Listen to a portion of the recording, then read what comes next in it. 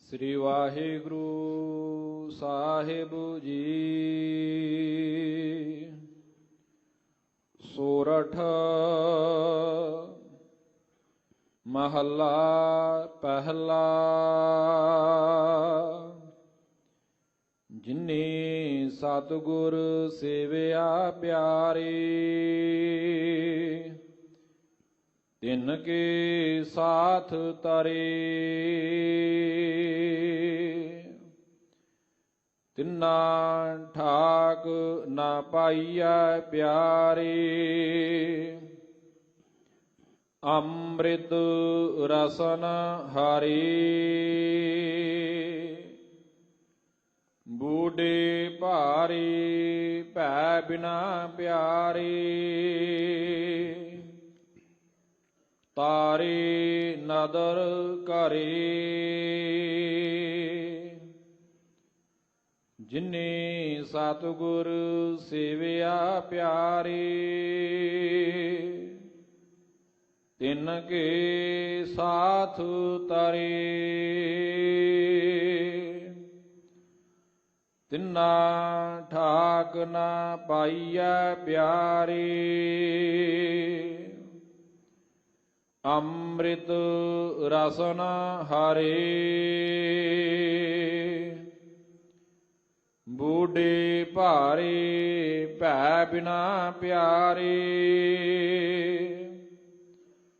ਤਾਰੇ ਨਦਰ ਕਰੇ। ਪੀ ਤੂ ਹੈ ਸਾਲਾਹਣਾ ਪਿਆਰੇ, ਪੀ ਤੇਰੀ ਸਾਲਾਹ। ਵਿਨ ਬੋਹਿਥ ਭੈ ਡੁੱਬੀਐ ਪਿਆਰੇ, ਕੰਦੀ ਪਾਏ ਕਹਾਹ। ਪੀ ਤੂ ਹੈ ਸਾਲਾਹਣਾ ਪਿਆਰੇ, ਪੀ ਤੇਰੀ ਸਾਲਾਹ। ਵਿਨ ਬੋਹਿਥ ਭੈ ਡੁੱਬੀਐ ਪਿਆਰੇ, ਕੰਦੀ ਪਾਏ ਕਹਾਹ। ਰਹਾਉ। ਵਾਹਿਗੁਰੂ ਜੀ ਕਾ ਖਾਲਸਾ, ਵਾਹਿਗੁਰੂ ਜੀ ਕੀ ਫਤਿਹ। ਪਰਮ ਸਨਮਾਨ ਅਤੇ ਸਤਿਕਾਰਯੋਗ ਸਤਿਗੁਰੂ ਗਰੀਬ ਨਿਵਾਜ਼ ਅੰਤਰਜਾਮੀ ਸੱਚੇ ਪਾਤਸ਼ਾਹ ਜੀ ਦੀ ਸਾਜੀ ਨਵਾਜੀ, ਗੁਰੂ ਸਰੂਪ ਗੁਰੂ ਖਾਲਸਾ ਸਾਧ ਸੰਗਤ ਜੀਓ। ਆਪ ਜੀ ਜਿਤਨੇ ਵੀ ਗੁਰੂ ਪਿਆਰੇ ਮਾਈ ਭਾਈ ਦੂਰੋਂ ਨੇੜਿਓਂ ਚੱਲ ਕਰਕੇ ਧੰਨ ਪਿਤਾ ਸ੍ਰੀ ਗੁਰੂ ਰਾਮਦਾਸ ਸਾਹਿਬ ਮਹਾਰਾਜ ਜੀ ਦੇ ਪਾਵਨ ਪਵਿੱਤਰ ਅਸਥਾਨ ਸੱਚਖੰਡ ਸ੍ਰੀ ਹਰਿਮੰਦਰ ਸਾਹਿਬ ਜੀ ਵਿਖੇ ਨਤਮਸਤਕ ਹੋਣ ਵਾਸਤੇ ਬੜੀ ਸ਼ਰਧਾ ਭਾਵਨਾ ਅਦਬ ਸਤਿਕਾਰ ਦੇ ਨਾਲ ਇਕੱਤਰ ਹੋਏ ਹੋ। ਅੰਮ੍ਰਿਤ ਵੇਲੇ ਸੱਚਖੰਡ ਸ੍ਰੀ ਹਰਿਮੰਦਰ ਸਾਹਿਬ ਜੀ ਵਿਖੇ ਜੁਗੋ ਜੁਗ ਅਟਲ ਚਵਰ ਛਤਰ ਤਖਤ ਦੇ ਮਾਲਕ ਸ੍ਰੀ ਗੁਰੂ ਗ੍ਰੰਥ ਸਾਹਿਬ ਮਹਾਰਾਜ ਸਾਹਿਬ ਜੀ ਨੇ ਪ੍ਰਕਾਸ਼ਵਾਨ ਹੋ ਕਰਕੇ ਸੁੰਦਰ ਦਰਸ਼ਨ ਦੀਦਾਰ ਸਾਨੂੰ ਬਖਸ਼ੇ ਹਨ। ਸਮੁੱਚੀ ਮਾਨਵਤਾ ਦੀ ਕਲਿਆਣ ਅਰਥੇ ਸ੍ਰੀ ਮੁਖ ਵਾਕ ਹੁਕਮਨਾਮਾ ਸਾਹਿਬ ਦੀ ਬਖਸ਼ਿਸ਼ ਕੀਤੀ ਹੈ। ਸਤਿਗੁਰੂ ਪਾਤਸ਼ਾਹ ਦੇ ਪਾਵਨ ਅਸਥਾਨ ਸੱਚਖੰਡ ਸ੍ਰੀ ਹਰਿਮੰਦਰ ਸਾਹਿਬ ਜੀ ਤੋਂ ਆਏ ਹੋਏ ਸ੍ਰੀ ਮੁਖ ਵਾਕ ਦੀ ਕਥਾ ਵਿਚਾਰ ਆਪਾਂ ਗੁਰਦੁਆਰਾ ਸ੍ਰੀ ਮੰਜੀ ਸਾਹਿਬ ਦੀਵਾਨ ਹਾਲ ਵਿਖੇ ਜੁੜ ਕਰਕੇ ਰੋਜ਼ਾਨਾ ਸ਼ਰਵਣ ਕਰਦੇ ਹਾਂ। ਅੱਜ ਵੀ ਜੋ ਸਤਿਗੁਰੂ ਪਾਤਸ਼ਾਹ ਨੇ ਸਾਡੇ ਤੇ ਬਖਸ਼ਿਸ਼ ਕੀਤੀ ਹੈ, ਗੁਰ ਸ਼ਬਦ ਦੀ ਵਿਚਾਰ ਆਪਾਂ ਕਰਨੀ ਹੈ। ਪਰੰਤੂ ਉਸ ਤੋਂ ਪਹਿਲਾਂ ਅੱਜ ਦਾ ਮਹਾਨ ਪਾਵਨ ਪਵਿੱਤਰ ਜੋ ਦਿਹਾੜਾ ਹੈ, ਧੰਨ ਸ਼੍ਰੀ ਗੁਰੂ ਗੋਬਿੰਦ ਸਿੰਘ ਸਾਹਿਬ ਮਹਾਰਾਜ ਜੀਆਂ ਦੇ ਛੋਟੇ ਸਾਹਿਬਜ਼ਾਦੇ ਧੰਨ ਬਾਬਾ ਜ਼ੋਰਾਵਰ ਸਿੰਘ ਸਾਹਿਬ ਜੀ, ਧੰਨ ਬਾਬਾ ਫਤਿਹ ਸਿੰਘ ਸਾਹਿਬ ਜੀ ਅਤੇ ਧੰਨ ਮਾਤਾ ਗੁਜਰ ਕੌਰ ਜੀ ਦੀ ਸ਼ਹੀਦੀ ਦਾ ਦਿਹਾੜਾ ਹੈ। ਸਾਰੀਆਂ ਸੰਗਤਾਂ ਦੇ ਹਿਰਦੇ ਬਲੂੰਦਰੇ ਜਾਂਦੇ ਹਨ ਇਹਨਾਂ ਦਿਹਾੜਿਆਂ ਵਿੱਚ। ਹਰ ਕੋਈ ਗੁਰਮੁਖ ਪਿਆਰਾ, ਕੋਈ ਸਿਮਰਨ ਕਰਦਾ, ਕੋਈ ਬਾਣੀ ਦਾ ਅਭਿਆਸ ਕਰਦੇ ਨੇ, ਕੋਈ ਹੱਥਾਂ ਦੇ ਨਾਲ ਸੇਵਾ ਕਰਦੇ ਸ਼ਹੀਦਾਂ ਦੀਆਂ ਬਖਸ਼ਿਸ਼ਾਂ ਲੈਣ ਵਾਸਤੇ। ਸਾਧ ਸੰਗਤ ਜੀ, ਜਿਸ ਵੇਲੇ ਕਲਗੀਧਰ ਗੁਰੂ ਗੋਬਿੰਦ ਸਿੰਘ ਮਹਾਰਾਜ ਚਮਕੌਰ ਦੀ ਜੰਗ ਨੂੰ ਫਤਿਹ ਕਰਕੇ ਮਾਛੀਵਾੜੇ ਦੇ ਜੰਗਲਾਂ ਵਿੱਚ ਹੀ ਹੁੰਦੇ ਹੋਏ ਆਲਮਗੀਰ ਦੀ ਧਰਤੀ ਤੋਂ ਅੱਗੇ ਰਾਏਕੋਟ ਦੀ ਧਰਤੀ ਤੇ ਪਹੁੰਚਦੇ ਨੇ, ਇੱਥੇ ਰਾਏ ਕੱਲਾ ਗੁਰੂ ਗੋਬਿੰਦ ਸਿੰਘ ਸਾਹਿਬ ਮਹਾਰਾਜ ਜੀ ਦੇ ਚਰਨਾਂ ਵਿੱਚ ਬੈਠਦਾ ਹੈ। ਸਤਿਗੁਰੂ ਪਾਤਸ਼ਾਹ ਮਹਾਰਾਜ ਸਾਹਿਬ ਜੀ ਬੜਾ ਵਿਖਮ ਜਿਹੜਾ ਸਮਾਂ ਆਪ ਜੀ ਦੇ ਉੱਤੋਂ ਗੁਜ਼ਰ ਰਿਹਾ ਹੈ, ਇਹੋ ਜਿਹੇ ਵਿਖਮ ਸਮੇਂ ਦੇ ਅੰਦਰ ਮੈਨੂੰ ਹੁਕਮ ਕਰੋ, ਮੈਂ ਆਪ ਜੀ ਦੀ ਕੀ ਸੇਵਾ ਕਰ ਸਕਾਂ। ਕਲਗੀਆਂ ਵਾਲੇ ਸਤਿਗੁਰੂ ਪਾਤਸ਼ਾਹ ਰਾਏ ਕੱਲੇ ਨੂੰ ਕਹਿ ਰਹੇ ਨੇ ਕਿ ਵੱਡੇ ਦੋ ਸਾਹਿਬਜ਼ਾਦੇ ਬਾਬਾ ਅਜੀਤ ਸਿੰਘ, ਬਾਬਾ ਜੁਝਾਰ ਸਿੰਘ ਜੀ ਮੇਰੇ ਨੇਤਰਾਂ ਦੇ ਸਾਹਮਣੇ ਸ਼ਹਾਦਤਾਂ ਦਾ ਜਾਮ ਪੀ ਗਏ, ਚਮਕੌਰ ਦੀ ਗੜੀ ਵਿੱਚ ਸ਼ਹੀਦੀਆਂ ਪਾ ਗਏ ਨੇ। 5 ਪਿਆਰਿਆਂ ਵਿੱਚੋਂ 3 ਪਿਆਰੇ ਸਹਿਬਾਨ ਜੂਝ ਗਏ, ਬਾਕੀ ਦੇ ਸਿੰਘ ਸ਼ਹੀਦ ਹੋ ਗਏ।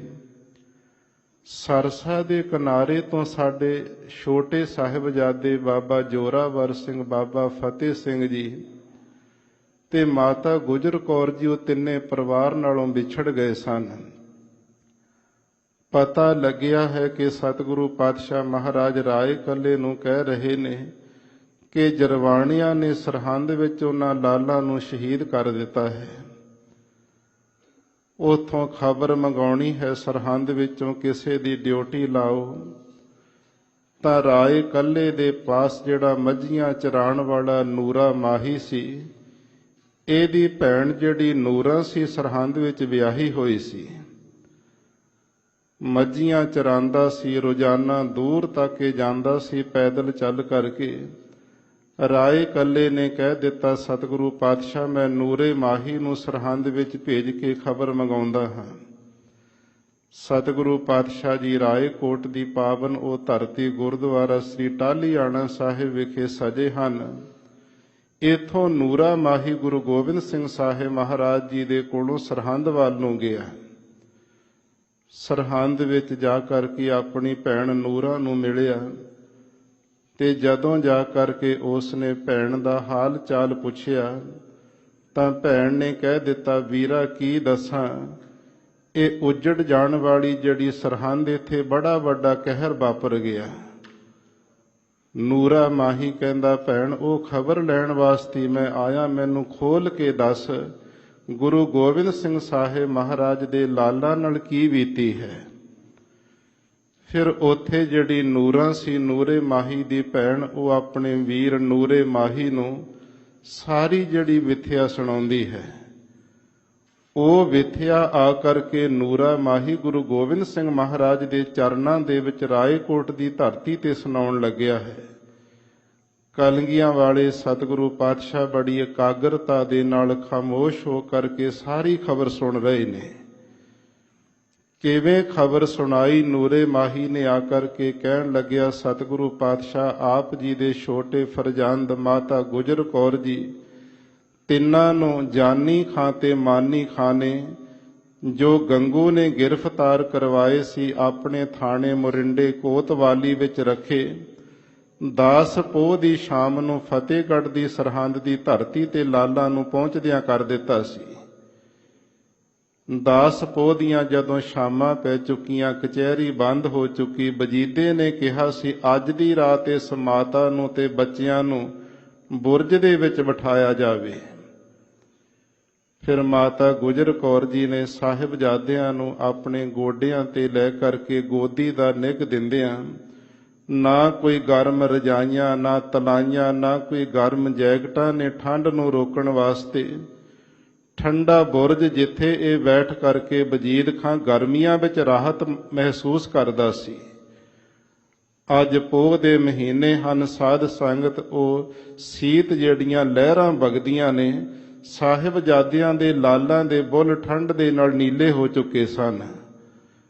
ਦਾਦੀ ਮਾਤਾ ਨੂੰ ਸਾਹਿਬਜ਼ਾਦੇ ਪੁੱਛਦੇ ਨੇ, ਮਾਂ ਇਹਨਾਂ ਜਰਵਾਣਿਆਂ ਨੇ ਕਿਉਂ ਇੱਥੇ ਸਾਨੂੰ ਲਿਆ ਕੇ ਬਿਠਾਇਆ? ਇਹ ਕੀ ਸੋਚਦੇ ਨੇ? ਇਹ ਕੀ ਮੰਗਦੇ ਹੋਣਗੇ? ਮਾਤਾ ਜੀ ਨੇ ਕਿਹਾ ਸੀ, ਸਾਹਿਬਜ਼ਾਦਿਓ ਬੱਚਿਓ, ਇਹ ਤੁਹਾਡੇ ਨਾਲ ਨਵੀਂ ਗੱਲ ਨਹੀਂ ਹੋਣ ਲੱਗੀ। ਵੱਡੇ ਗੁਰਦੇਵ ਗੁਰੂ ਅਰਜਨ ਦੇਵ ਸਾਹਿਬ ਮਹਾਰਾਜ ਨੇ ਇਹਨਾਂ ਦਾ ਕੀ ਵਿਗਾੜਿਆ ਸੀ? ਜੇਠ ਹਾੜ ਦੀਆਂ ਲੋਆਂ ਵਿੱਚ ਤੱਤੀਆਂ ਤਵੀਆਂ ਤੇ ਚੌਂਕੜੇ ਲਗਵਾ ਦਿੱਤੇ, ਸੀਸ ਵਿੱਚ ਗਰਮ ਰੇਤ ਪਾ ਕੇ ਸਾਰਾ ਸਰੀਰ ਛਾਲਿਆਂ ਨਾਲ ਛਾਨਣੀ ਇਹਨਾਂ ਨੇ ਕਰ ਦਿੱਤਾ ਸੀ। ਤਸੀਹੇ ਦਿੱਤੇ, ਇੱਕੋ ਹੀ ਕਹਿ ਰਹੇ ਸਨ, ਸਾਡਾ ਧਰਮ ਕਬੂਲ ਕਰ ਲਓ। ਤੁਹਾਡੇ ਦਾਦੇ ਗੁਰੂ ਤੇਗ ਬਹਾਦਰ ਸਾਹਿਬ ਮਹਾਰਾਜ ਨੇ ਸੀਸ ਦਾ ਬਲੀਦਾਨ ਦੇ ਦਿੱਤਾ, ਕੀ ਇਹਨਾਂ ਦਾ ਵਿਗਾੜਿਆ ਸੀ? ਇਹ ਤੁਹਾਡੇ ਉੱਪਰ ਵੀ ਇਸ ਤਰ੍ਹਾਂ ਦੇ ਸਵਾਲ ਕਰਨਗੇ। ਇਹ ਈਨ ਮਨਾਉਣੀ ਚਾਹੁੰਦੇ ਨੇ, ਕਲਮਾ ਪੜ੍ਹਾ ਕੇ ਆਪਣੇ ਇਸਲਾਮ ਧਰਮ ਦੇ ਵਿੱਚ ਲਿਆਉਣਾ ਚਾਹਣਗੇ, ਪਰੰਤੂ ਤੁਸੀਂ ਯਾਦ ਰੱਖਣਾ ਗੁਰੂ ਗੋਬਿੰਦ ਸਿੰਘ ਦੇ ਲਾਲ ਹੋ, ਗੁਰੂ ਤੇਗ ਬਹਾਦਰ ਸਾਹਿਬ ਤੇ ਮਾਤਾ ਗੁਜਰੀ ਦੇ ਪੋਤਰੇ ਹੋ, ਬਾਬਾ ਅਜੀਤ ਸਿੰਘ ਤੇ ਜੁਝਾਰ ਸਿੰਘ ਦੇ ਛੋਟੇ ਵੀਰੇ ਹੋ, ਘਬਰਾਉਣਾ ਨਹੀਂ ਹੈ। ਇਹ ਬੜੇ ਤਰ੍ਹਾਂ ਦੇ ਯਤਨ ਕਰਨਗੇ। ਸਾਰੀ ਰਾਤ ਦਾਦੀ ਮਾਤਾ ਜੀ ਠੰਡੇ ਬੁਰਜ ਵਿੱਚ 10 ਪੋਹ ਦੀ ਰਾਤ ਜਿਹੜੀ ਹੈ ਉਹ ਗੁਜ਼ਾਰਦੇ ਨੇ। 11 ਪੋਹ ਦਾ ਦਿਨ ਚੜ੍ਹਦਾ, ਜਿੱਦਣ ਪਹਿਲੀ ਪੇਸ਼ੀ ਹੋਣੀ ਸਾਹਿਬਜ਼ਾਦਿਆਂ ਦੀ। ਵਜੀਦ ਖਾਂ ਦੀ ਕਚਹਿਰੀ ਖੁੱਲ੍ਹਦੀ ਹੈ, ਸਿਪਾਹੀਆਂ ਨੂੰ ਹੁਕਮ ਹੋ ਜਾਂਦੇ ਕਿ ਗੁਰੂ ਗੋਬਿੰਦ ਸਿੰਘ ਦੇ ਬੱਚਿਆਂ ਨੂੰ, ਲਾਲਾਂ ਨੂੰ ਕਚਹਿਰੀ ਵਿੱਚ ਲਿਆਂਦਾ ਜਾਵੇ। ਸਿਪਾਹੀ ਆ ਪਹੁੰਚੇ ਨੇ ਮਾਤਾ ਗੁਜਰ ਕੌਰ ਜੀ ਕੋਲ ਠੰਡੇ ਬੁਰਜ ਦੇ ਵਿੱਚ, ਕਹਿਣ ਲੱਗੇ, ਮਾਂ ਇਹਨਾਂ ਬੱਚਿਆਂ ਨੂੰ, ਲਾਲਾਂ ਨੂੰ ਵਜੀਦ ਖਾਂ ਨੇ ਕਚਹਿਰੀ ਵਿੱਚ ਬੁਲਾਇਆ ਹੈ। ਮਾਤਾ ਜੀ ਕਹਿੰਦੇ ਨੇ, ਬੱਚਿਆਂ ਨੇ ਕੀ ਕਰਨਾ? ਮੈਂ ਜਾਵਾਂਗੀ ਇਹਨਾਂ ਦੇ ਨਾਲ, ਮੈਂ ਆਪ ਜਾਵਾਂਗੀ, ਕੋਈ ਗੱਲਬਾਤ ਕਰਨੀ ਤੇ ਮੈਂ ਕਰਾਂਗੀ। ਇਹ ਸਿਪਾਹੀ ਕਹਿੰਦੇ, ਮਾਤਾ ਤੇਰੀ ਲੋੜ ਨਹੀਂ ਹੈ, ਕੱਲੇ ਬੱਚਿਆਂ ਨੂੰ ਲੈ ਕਰਕੇ ਲਾਲਾਂ ਨੂੰ ਲੈ ਕੇ ਜਾਣਾ। ਹੱਥੀਂ ਮਾਤਾ ਜੀ ਨੇ ਸਾਹਿਬਜ਼ਾਦਿਆਂ ਨੂੰ ਤਿਆਰ ਕੀਤਾ, ਦੁਮਾਲੇ ਸਜਾਏ ਨੇ, ਛੋਟੇ ਛੋਟੇ ਚੋਲੇ ਪਹਿਨਾਏ, ਕਮਰ ਕਸੇ ਕੀਤੇ, ਗਾਤਰੇ ਵਿੱਚ ਕਿਰਪਾਨਾਂ ਆਪ ਹੱਥਾਂ ਨਾਲ ਸਜਾਈਆਂ ਤੇ ਮਾਤਾ ਜੀ ਲਾਲਾਂ ਨੂੰ ਤੋਰਦੇ ਨੇ ਤੇ ਆਪ ਅਰਦਾਸ ਬੇਨਤੀ ਵਿੱਚ ਜੁਟਦੇ ਨੇ। ਗੁਰੂ ਨਾਨਕ ਸਾਹਿਬ, ਧੰਨ ਪਿਤਾ ਗੁਰੂ ਅਰਜਨ ਦੇਵ ਸਾਹਿਬ, ਗੁਰੂ ਤੇਗ ਬਹਾਦਰ ਸਾਹਿਬ ਜੀ ਲਾਲਾਂ ਦੇ ਸਿਰ ਤੇ ਮਿਹਰ ਭਰਿਆ ਹੱਥ ਰੱਖਣਾ, ਅੰਗ ਸੰਗ ਸਹਾਈ ਹੋ ਕੇ ਵਰਤਣਾ। ਅਵਸਥਾ ਉਮਰਾ ਕਰਕੇ ਛੋਟੀ ਪ੍ਰਤੀਤ ਹੁੰਦੀ ਹੈ। ਤੁਹਾਡੇ ਬੱਚੇ ਨੇ ਗੁਰੂ ਨਾਨਕ ਸਾਹਿਬ ਮਹਾਰਾਜ, ਲਾਲਾਂ ਦਾ ਸਿੱਖੀ ਸਿਦਕ ਕੇਸਾਂ ਸਵਾਸਾਂ ਨਾਲ ਨਿਭ ਜਾਵੇ। ਮਾਤਾ ਜੀ ਅਰਦਾਸ ਵਿੱਚ ਜੁਟਦੇ ਨੇ, ਸਾਹਿਬਜ਼ਾਦਿਆਂ ਨੂੰ ਇਹ ਸਿਪਾਹੀ ਲੈ ਤੁਰਦੇ ਨੇ।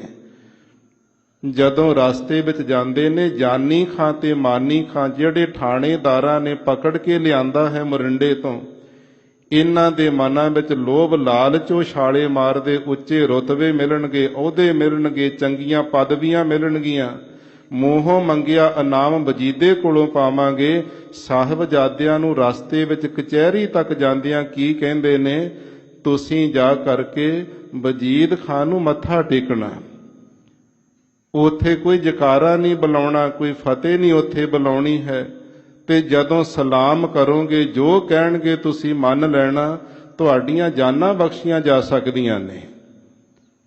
ਸਤਿਗੁਰੂ ਪਾਤਸ਼ਾਹ ਮਹਾਰਾਜ ਦੇ ਲਾਲ ਸਾਹਿਬਜ਼ਾਦੇ ਆਪਸ ਵਿੱਚ ਦੋਵੇਂ ਗੱਲਾਂ ਕਰਦੇ, ਵੀਰ ਆਪਾਂ ਜਾ ਕਰਕੇ ਵਜੀਦ ਖਾਂ ਦੀ ਕਚਹਿਰੀ ਦੇ ਵਿੱਚ ਫਤਿਹ ਬੁਲਾਵਾਂਗੇ, ਜਿਹੜੀ ਫਤਿਹ ਸਾਨੂੰ ਕਲਗੀਧਰ ਗੁਰੂ ਗੋਬਿੰਦ ਸਿੰਘ ਮਹਾਰਾਜ ਨੇ ਆਨੰਦਾਂ ਦੀ ਪੁਰੀ ਤੋਂ ਦਿੱਤੀ ਹੈ। ਤੇ ਜੇਕਰ ਉੱਥੇ ਆਪਣੀ ਫਤਿਹ ਦਾ ਕੋਈ ਜਵਾਬ ਨਾ ਦਿੱਤਾ, ਕਿਸੇ ਨੇ ਫਤਿਹ ਦੀ ਨਰਾਦਰੀ ਹੋ ਜਾਣੀ, ਫਤਿਹ ਵੀ ਕਿਵੇਂ ਬੁਲਾਉਣੀ, ਇੱਕ ਦੂਸਰੇ ਵੱਲ ਮੂੰਹ ਕਰਕੇ ਇੱਕ ਦੂਸਰੇ ਨੂੰ ਆਪ ਹੀ ਜਵਾਬ ਦੇਾਂਗੇ। ਇਹ ਗੁਰੂ ਗੋਬਿੰਦ ਸਿੰਘ ਮਹਾਰਾਜ ਦੇ ਲਾਲ 7 ਸਾਲ ਤੇ 9 ਸਾਲ ਦੀਆਂ ਜਿੰਦਾਂ ਬਚਨ ਕਰਦੀਆਂ ਜਾਂਦੀਆਂ। ਜਦੋਂ ਸਾਹਮਣੇ ਕਚਹਿਰੀ ਦੇ ਦਰਵਾਜ਼ੇ ਤੇ ਜਾਂਦੇ, ਵੱਡਾ ਗੇਟ ਬੰਦ ਕੀਤਾ ਜਰਵਾਣਿਆਂ ਨੇ, ਕਿਉਂਕਿ ਸੁੱਚਾ ਆਨੰਦ ਜੀ ਨੂੰ ਪੰਥ ਨੇ ਝੂਠਾ ਆਨੰਦ ਦਾ ਨਾਮ ਦਿੱਤਾ। ਅੰਦਰ ਬੈਠਾ ਸੀ ਵਜੀਦੇ ਦੇ ਕੰਨ ਭਰਨ ਵਾਸਤੇ।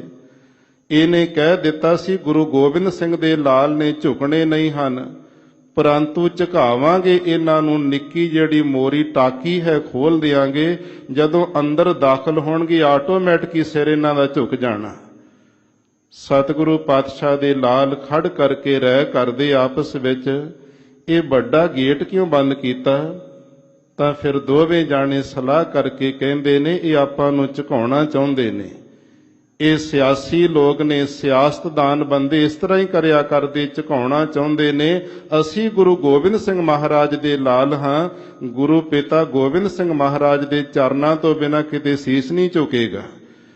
ਸਤਿਗੁਰੂ ਪਾਤਸ਼ਾਹ ਦੇ ਲਾਲ ਜਦੋਂ ਗਏ ਨੇ ਤਾਂ ਨਿੱਕੀ ਜਿਹੜੀ ਟਾਕੀ ਖੋਲੀ ਸੀ, ਮੋਰੀ ਛੋਟੀ ਖੋਲੀ ਹੋਈ, ਉਹਦੇ ਵਿੱਚ ਆਪਣੇ ਚਰਨਾਂ ਦੇ ਜੋੜੇ ਪਹਿਲਾਂ ਅੰਦਰ ਕੀਤੇ।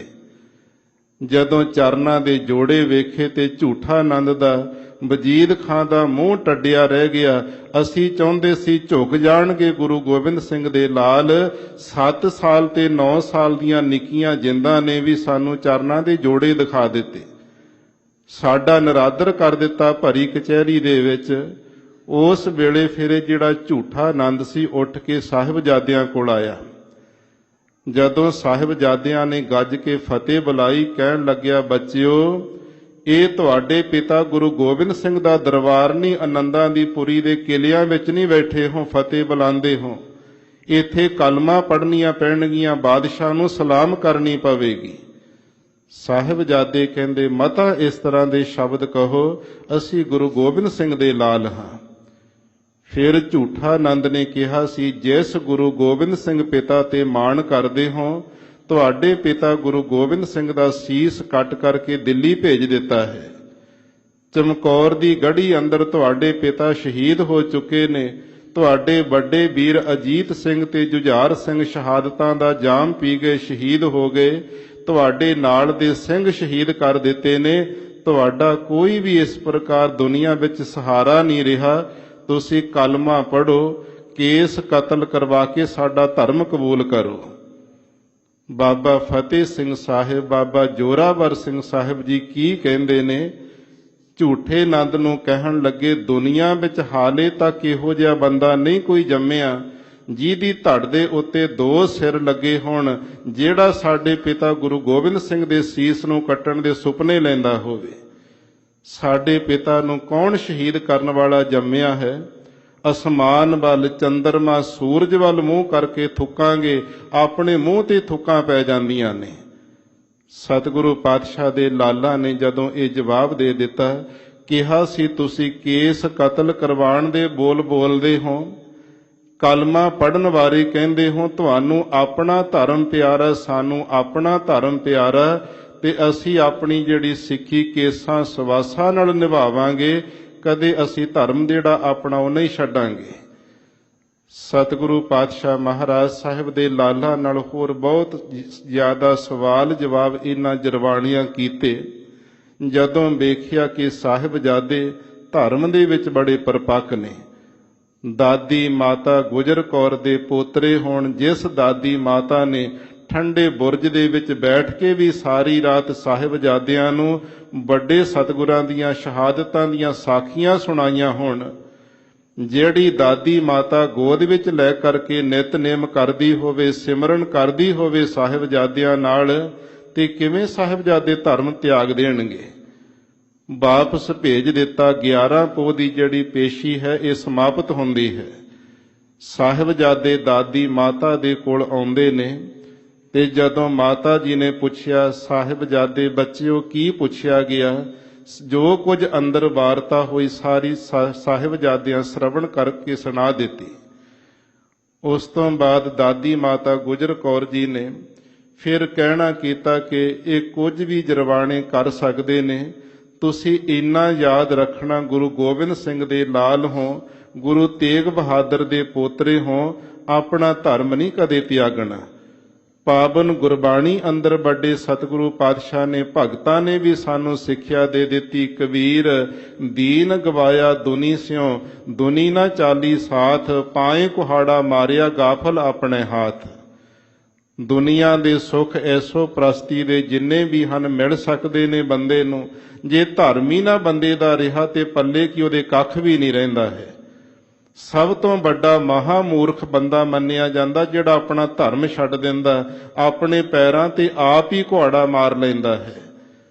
ਦਾਦੀ ਮਾਤਾ ਗੁਜਰ ਕੌਰ ਜੀ ਸਾਹਿਬਜ਼ਾਦਿਆਂ ਨੂੰ ਸਾਰੀ ਰਾਤ ਫਿਰ ਗੋਦ ਵਿੱਚ ਲੈ ਕਰਕੇ ਨਾਲੇ ਤੇ ਸਿਮਰਨ ਕਰਦੇ, ਵੱਡੇ ਸਤਿਗੁਰਾਂ ਦੀਆਂ ਸ਼ਹਾਦਤਾਂ ਨੇਤਰਾਂ ਦੇ ਸਾਹਮਣੇ ਲਿਆਉਂਦੇ ਨੇ। ਸਿਮਰਨ ਕਰਦਿਆਂ ਜਦੋਂ ਰਾਤ ਗੁਜ਼ਰਦੀ ਹੈ ਤਾਂ ਸਾਧ ਸੰਗਤ 12 ਪੋਹ ਦਾ ਦਿਨ ਚੜ੍ਹਦਾ ਹੈ। ਜਿਹੜਾ ਕੱਲ ਦਾ ਦਿਨ ਲੰਘਿਆ 12 ਪੋਹ ਨੂੰ ਜਦੋਂ ਫਿਰ ਸਾਹਿਬਜ਼ਾਦਿਆਂ ਦੀਆਂ ਪੇਸ਼ੀਆਂ ਹੋਈਆਂ, ਸਾਹਿਬਜ਼ਾਦਿਆਂ ਨੂੰ ਕੱਲਿਆਂ ਨੂੰ ਫਿਰ ਜਰਵਾਣੇ ਲੈ ਕੇ ਤੁਰੇ ਹਨ। ਮਾਤਾ ਜੀ ਉਹਨਾਂ ਚਿਰ ਸਿਮਰਨ ਵਿੱਚ ਜੁਟਦੇ ਜਦੋਂ ਸਾਹਿਬਜ਼ਾਦੇ ਪੇਸ਼ੀ ਤੇ ਜਾਂਦੇ ਨੇ। ਅਰਦਾਸਾਂ ਕਰਦੇ ਗੁਰੂ ਨਾਨਕ ਸਾਹਿਬ ਦੇ ਚਰਨਾਂ ਵਿੱਚ ਸਤਿਗੁਰੂ ਪਾਤਸ਼ਾਹ ਸਾਹਿਬਜ਼ਾਦਿਆਂ ਦੇ ਅੰਗ ਸੰਗ ਸਹਾਈ ਹੋ ਕੇ ਵਰਤਨ। ਆਪ ਦੇ ਬੱਚੇ ਨੇ, ਇਹਨਾਂ ਦਾ ਕੇਸਾਂ ਸਵਾਸਾਂ ਨਾਲ ਸਿੱਖੀ ਸਿਦਕ ਆਪ ਨੇ ਨਿਭਾ ਦੇਣਾ। ਇਹ ਜ਼ਾਲਮ ਜਿਹੜੇ ਇਹਨਾਂ ਨੂੰ ਧਰਮ ਪਰਿਵਰਤਨ ਕਰਵਾਉਣਾ ਚਾਹੁੰਦੇ ਨੇ, ਤਾਂ ਉਸ ਵੇਲੇ ਜਦੋਂ 12 ਪੋਹ ਦੀ ਫਿਰ ਪੇਸ਼ੀ ਹੁੰਦੀ, ਉਸ ਪੇਸ਼ੀ ਦੇ ਵਿੱਚ ਸਾਹਿਬਜ਼ਾਦਿਆਂ ਨੂੰ ਬਹੁਤ ਸਾਰੇ ਤਰ੍ਹਾਂ ਤਰ੍ਹਾਂ ਦੇ ਸਵਾਲ ਜਰਵਾਣੇ ਕਰਦੇ ਨੇ। ਫਿਰ ਉੱਥੇ ਪੁੱਛਣਾ ਕੀਤਾ, ਕਹਿੰਦੇ ਤੁਸੀਂ ਗੁਰੂ ਗੋਬਿੰਦ ਸਿੰਘ ਦੇ ਲਾਲ ਹੋ, ਬੜੀਆਂ ਕੋਮਲ ਦੀਆਂ ਤੁਹਾਡੀਆਂ ਜਿੰਦੜੀਆਂ ਨੇ, ਬੜੇ ਪਿਆਰੇ ਲੱਗਦੇ ਹੋ, ਤੁਹਾਡਾ ਖੇਡਣ ਦਾ ਵਕਤ ਸਮਾਂ ਹੈ, ਖਾਣ ਪੀਣ ਦਾ ਸਮਾਂ ਹੈ, ਤੁਸੀਂ ਕਲਮਾ ਪੜ੍ਹੋ, ਕੇਸ ਕਤਲ ਕਰਵਾ ਕੇ ਇਸਲਾਮ ਧਰਮ ਕਬੂਲ ਕਰੋ। ਇਹ ਬਾਦਸ਼ਾਹ ਵਜੀਦ ਖਾਨ ਜਿਹੜਾ ਸੂਬੇਦਾਰ ਆਪਣੀਆਂ ਪੁੱਤਰੀਆਂ ਦੇ ਡੋਲੇ ਤੁਹਾਨੂੰ ਦੇਵੇਗਾ, ਜ਼ਮੀਨਾਂ ਤੁਹਾਡੇ ਨਾਮ ਕਰਵਾ ਦੇਵੇਗਾ, ਅੱਧਾ ਰਾਜ ਤੁਹਾਨੂੰ ਦੇ ਦੇਵੇਗਾ, ਸੋਨੇ ਦਾ ਜਿਹੜਾ ਚਾਂਦੀ ਦੇ ਭੰਡਾਰੇ ਤੁਹਾਡੇ ਭਰ ਦੇਵੇਗਾ, ਧਰਮ ਜਿਹੜਾ ਹੈ ਸਾਡਾ ਕਬੂਲ ਕਰ ਲਓ। ਸਤਿਗੁਰੂ ਪਾਤਸ਼ਾਹ ਦੇ ਲਾਲਾ ਨੇ ਕਿਹਾ ਸੀ, ਧਰਮ ਕਦਾ ਚਿੱਤ ਨਹੀਂ ਛੱਡਾਂਗੇ। ਜੇ ਧਰਮ ਹੀ ਚਲਿਆ ਗਿਆ ਤੇ ਬੰਦੇ ਦੇ ਪੱਲੇ ਕੀ ਕੁਝ ਵੀ ਨਹੀਂ ਹੈ। ਫਿਰ ਉੱਥੇ ਇਹ ਝੂਠਾ ਆਨੰਦ ਕਹਿੰਦਾ ਸੀ, ਜੇ ਬੱਚਿਓ ਤੁਹਾਨੂੰ ਛੱਡ ਦਈਏ ਫਿਰ ਤੁਸੀਂ ਕੀ ਕਰੋਗੇ। ਸਾਹਿਬਜ਼ਾਦੇ ਕਹਿਣ ਲੱਗੇ, ਜੇ ਛੱਡ ਦੇਵੋਗੇ ਜੰਗਲਾਂ ਵਿੱਚ ਜਾਵਾਂਗੇ, ਘੋੜੇ ਖਰੀਦਾਂਗੇ, ਸਿੰਘਾਂ ਨੂੰ ਇਕੱਠੇ ਕਰਾਂਗੇ, ਦਲ ਬਣਾਵਾਂਗੇ, ਜਦੋਂ ਸੈਨਾ ਇਕੱਠੀ ਹੋ ਜਾਵੇਗੀ ਖਾਲਸੇ ਦੀ, ਆਖਰੀ ਦਮ ਤੱਕ ਫਿਰ ਜ਼ੁਲਮ ਦੇ ਨਾਲ ਟਾਕਰਾ ਕਰਦੇ ਰਹਾਂਗੇ। ਵਜੀਦ ਖਾਂ ਕਹਿੰਦਾ, ਦੇਖੋ, ਤੇ ਇਸ ਪ੍ਰਕਾਰ ਝੂਠਾ ਆਨੰਦ ਨੇ ਕਿਹਾ ਸੀ, ਵਜੀਦ ਖਾਂ ਦੇਖੋ, ਗੁਰੂ ਗੋਬਿੰਦ ਸਿੰਘ ਮਹਾਰਾਜ ਦੇ ਲਾਲ, ਇੱਕ ਗੁਰੂ ਗੋਬਿੰਦ ਸਿੰਘ ਕਾਬੂ ਨਹੀਂ ਆਉਂਦਾ, ਇਹ ਦੋ ਹੋਰ ਹਨ। ਇਥੋਂ ਤੱਕ ਜਰਵਾਣਿਆਂ ਨੇ, ਦੁਸ਼ਟਾਂ ਨੇ ਬੋਲ ਕਹੇ ਸਨ, ਕਹਿੰਦੇ ਜੰਮ ਦੀਆਂ ਸੂਲਾਂ ਦੇ ਮੂੰਹ ਤੋੜ ਦੇਣੇ ਚਾਹੀਦੇ ਨੇ। ਸੱਪਾਂ ਦੇ ਪੁੱਤ ਸਪੋਲੀਏ ਸੱਪ ਹੁੰਦੇ ਨੇ, ਜਿੰਨਾ ਮਰਜੀ ਦੁੱਧ ਪਿਲਾ ਲਓ ਤੇ ਡਾਂਗੀ ਮਾਰਦੇ ਨੇ। ਇਹ ਸਤਿਗੁਰੂ ਪਾਤਸ਼ਾਹ ਦੇ ਲਾਲਾਂ ਵਾਸਤੇ ਜਦੋਂ ਸ਼ਬਦਾਵਲੀ ਇਹਨਾਂ ਨੇ ਵਰਤੀ, ਤਾਂ ਉਸ ਵੇਲੇ ਵਜੀਦ ਖਾਨ ਨੂੰ ਫਿਰ ਹੋਰ ਤਸੱਲੀ ਦਿਵਾਉਣ ਵਾਸਤੇ ਝੂਠਾ ਆਨੰਦ ਨੇ ਕਿਹਾ ਸੀ, ਕਹਿੰਦਾ ਜੇ ਮੇਰੇ ਕਹਿਣ ਦੇ ਉੱਤੇ ਭਰੋਸਾ ਨਹੀਂ ਆਉਂਦਾ ਤੇ ਇਹਨਾਂ ਦੀ ਪਰਖ ਕਰਕੇ ਵੇਖ ਲਓ। ਕਚਹਿਰੀ ਦੇ ਬਾਹਰਲੇ ਪਾਸੇ 3 ਹੱਟੀਆਂ ਦੁਕਾਨਾਂ ਬਣਾ ਦਿੱਤੀਆਂ। ਇੱਕ ਦੁਕਾਨ ਤੇ ਮਠਿਆਈ ਰੱਖੀ ਗਈ, ਦੂਸਰੀ ਦੁਕਾਨ ਦੇ ਉੱਤੇ ਖਿਡੌਣੇ ਰੱਖੇ, ਤੀਸਰੀ ਦੁਕਾਨ ਦੇ ਉੱਤੇ ਸ਼ਾਸਤਰ ਸਜਾ ਦਿੱਤੇ ਗਏ। ਕਹਿੰਦਾ ਪਤਾ ਲੱਗੇਗਾ ਵੀ ਇਹਨਾਂ ਦੇ ਇਰਾਦੇ ਕੀ ਹਨ। ਸਾਹਿਬਜ਼ਾਦਿਆਂ ਨੂੰ ਕੋਲ ਆ ਕੇ ਕਹਿਣ ਲੱਗਾ, ਬੱਚਿਓ ਬੜੇ ਪਿਆਰੇ ਲੱਗਦੇ, ਸਾਨੂੰ ਤਰਸ ਆਉਂਦਾ ਹੈ, ਤੁਹਾਨੂੰ ਛੱਡ ਦਿੱਤਾ ਜਾਂਦਾ, ਜਿੱਥੇ ਮਰਜੀ ਜਾਓ। ਜਦੋਂ ਗੁਰੂ ਕਲਗੀਧਰ ਪਾਤਸ਼ਾਹ ਮਹਾਰਾਜ ਦੇ ਲਾਲਾ ਨੂੰ ਕਚਹਿਰੀ ਦਾ ਗੇਟ ਖੋਲ ਕੇ ਬਾਹਰ ਕੱਢਿਆ, ਤਾਂ ਮਠਿਆਈ ਵਾਲੀ ਦੁਕਾਨ ਵੱਲ ਸਾਹਿਬਜ਼ਾਦਿਆਂ ਨੇ ਨਜ਼ਰ ਵੀ ਨਹੀਂ ਪਾਈ, ਖਿਡੌਣਿਆਂ ਨੂੰ ਹੱਥ ਲਾ ਕੇ ਵੀ ਨਹੀਂ ਵੇਖਣਾ ਕੀਤਾ। ਤੀਸਰੀ ਦੁਕਾਨ ਤੇ ਜਿੱਥੇ ਸ਼ਸਤਰ ਪਏ ਸਨ, ਬਾਬਾ ਫਤਿਹ ਸਿੰਘ ਜੀ ਨੇ ਆਪਣੇ ਹਿਸਾਬ ਨਾਲ ਛੋਟਾ ਜਿਹਾ ਪਿਸਤੌਲ ਚੁੱਕਿਆ। ਬਾਬਾ ਜੋਰਾਵਰ ਸਿੰਘ ਜੀ ਨੇ ਛੋਟੀ ਬੰਦੂਕ ਚੁੱਕੀ ਹੈ, ਕਦੇ ਛੋਟੀਆਂ ਕਿਰਪਾਨਾਂ ਸ੍ਰੀ ਸਾਹਿਬਾਂ ਚੁੱਕ ਕੇ ਵੇਖਦੇ, ਕਦੇ ਛੋਟੇ ਤੀਰ ਚੁੱਕ ਕੇ ਵੇਖਦੇ ਨੇ। ਆਪਸ ਵਿੱਚ ਕਹਿੰਦੇ ਇਹ ਸ਼ਾਸਤਰ ਬੜੇ ਸੁੰਦਰ ਸੋਹਣੇ ਲੱਗਦੇ ਨੇ, ਇਹ ਬੜੇ ਕਮਾਲ ਦੇ ਸ਼ਾਸਤਰ ਪਏ ਨੇ ਇੱਥੇ। ਤੇ ਅੰਦਰ ਝੂਠਾ ਆਨੰਦ ਕਹਿ ਰਿਹਾ ਵਜ਼ੀਰ ਖਾਂ, ਹੁਣ ਦੇਖੋ ਇਹ ਤੇ ਜੰਮਦੇ ਹੀ ਸ਼ਾਸਤਰਾਂ ਨੂੰ ਹੱਥ ਪਾਉਂਦੇ ਨੇ, ਇਹ ਕੱਲ ਨੂੰ ਕਾਬੂ ਨਹੀਂ ਆਉਣਗੇ। ਫਿਰ ਉੱਥੇ ਜਿਹੜਾ ਫਤਵਾ ਸੀ ਸਾਹਿਬਜ਼ਾਦਿਆਂ ਨੂੰ ਲਗਵਾਉਣ ਵਾਸਤੇ ਕਾਜੀ ਵੀ ਬੁਲਾ ਲਿਆ। ਕਿਹਾ ਸੀ ਇਹਨਾਂ ਲਾਲਾ ਨੂੰ ਤੇ ਮਾਤਾ ਗੁਜਰ ਕੌਰ ਜੀ ਨੂੰ ਸ਼ਹੀਦ ਕਰਨ ਵਾਸਤੇ, ਖਤਮ ਕਰਨ ਵਾਸਤੇ ਫਤਵਾ ਸੁਣਾਓ।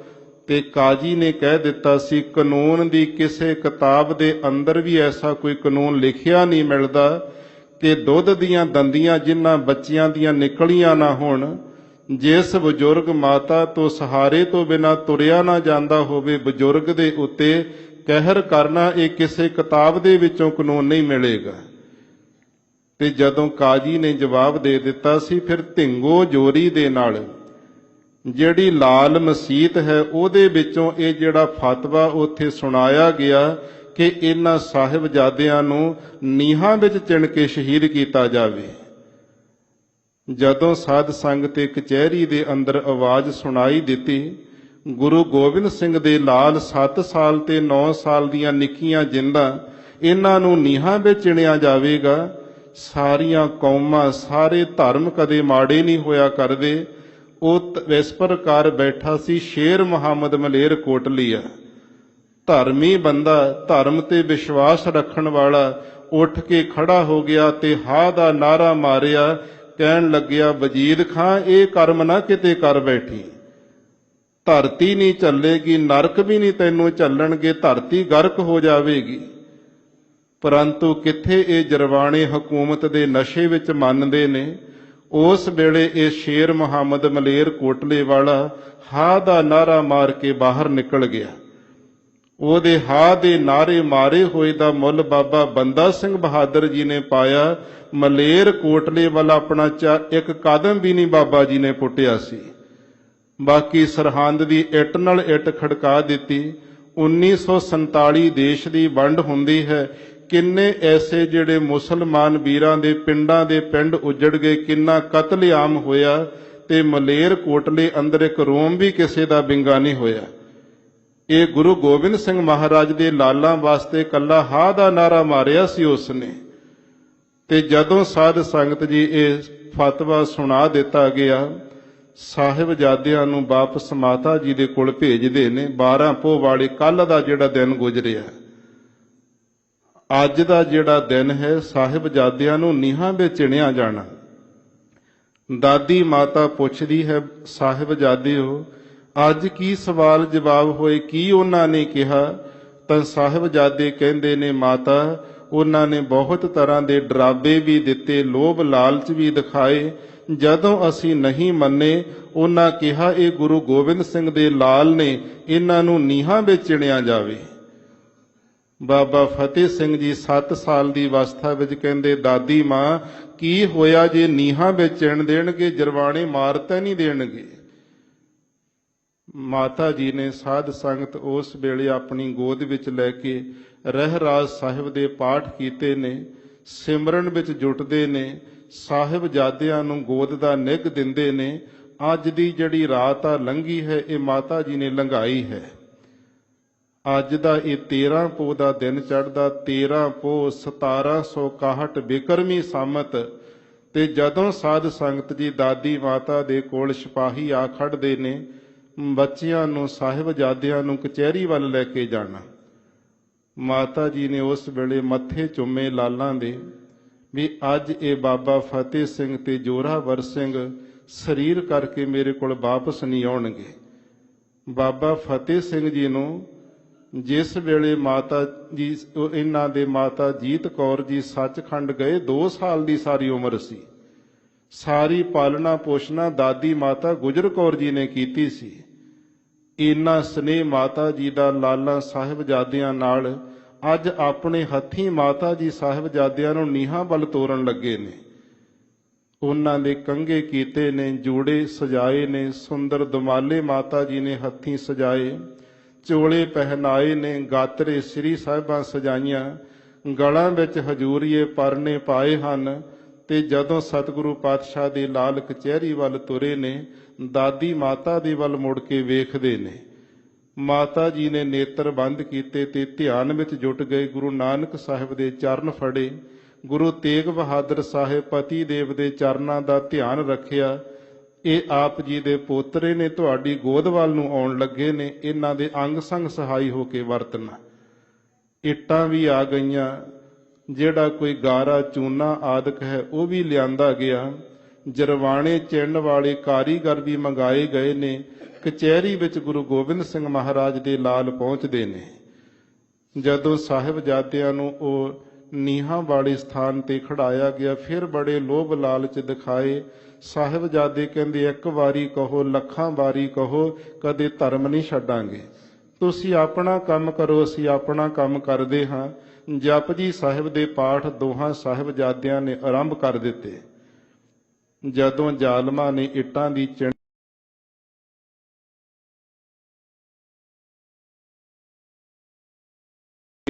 ਸਾਹਿਬਜ਼ਾਦੇ ਕਹਿੰਦੇ ਨੇ, ਇਹ ਜਿਹੜੀ ਕੰਧ ਹੈ ਸਿੱਖੀ ਦੀ ਉਸਾਰੀ ਜਾ ਰਹੀ।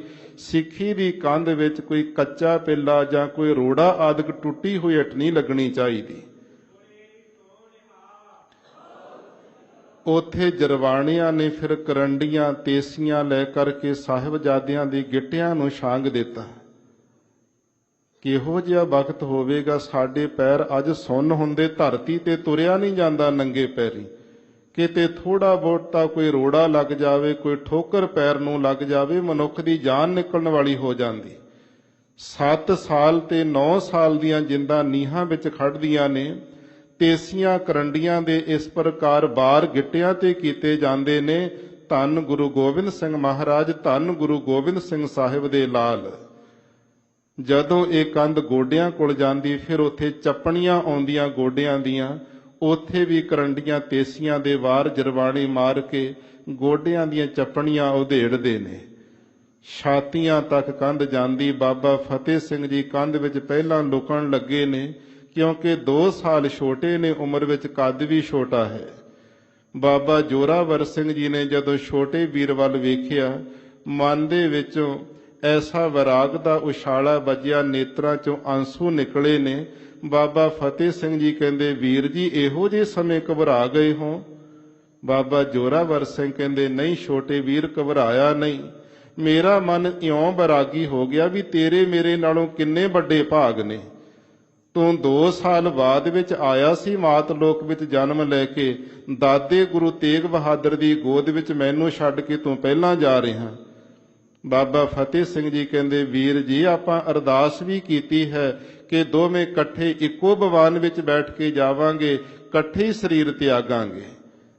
ਤੇ ਜਦੋਂ ਸਾਧ ਸੰਗਤ ਇਹ ਦੋਵੇਂ ਜਿੰਦਾ ਨੀਹਾਂ ਦੇ ਵਿੱਚ ਸਮਾ ਜਾਂਦੀਆਂ ਨੇ, ਜਪਜੀ ਸਾਹਿਬ ਦੇ ਪਾਠ ਪੂਰੇ ਹੁੰਦੇ ਨੇ, ਨਾਲ ਹੀ ਭੁਚਾਲ ਆਉਂਦਾ ਤੇ ਉਸ ਵੇਲੇ ਜਿਵੇਂ ਅਸਮਾਨ ਡੋਲਦੇ ਨੇ, ਜਿਹੜੀਆਂ ਕੰਧਾਂ ਮਗਰ ਨੂੰ ਡਿੱਗ ਪੈਂਦੀਆਂ।